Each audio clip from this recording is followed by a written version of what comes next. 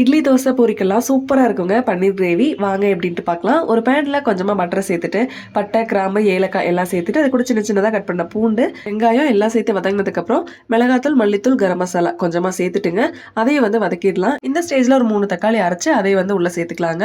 எல்லாத்தையும் நல்லா கலந்துடலாங்க. கூட கொஞ்சம் தண்ணியும் சேர்த்து நல்லா ராஸ்மெல் போற அளவு கலந்துக்கலாம். தேவையான அளவு சால்ட்டும் சேர்த்துக்கலாங்க. இந்த ஸ்டேஜ்ல கொஞ்சமா பட்டர் சேர்த்துட்டு அதுவும் கலந்து விட்டுக்கோங்க. இன்னும் கொஞ்சம் தண்ணி விட்டுக்கலாங்க. கூடவே கொஞ்சமா கறி மசால், அது கூட ஒரு ஸ்பூன் சுகர் சேர்த்துக்கோங்க.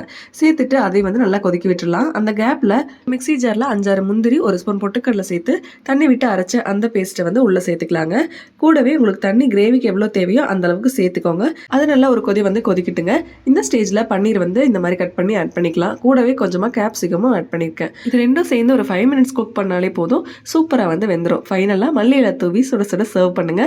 பூரிக்கெல்லாம் அட்டகாசமா இருக்கும். கண்டிப்பா ட்ரை பண்ணுங்க.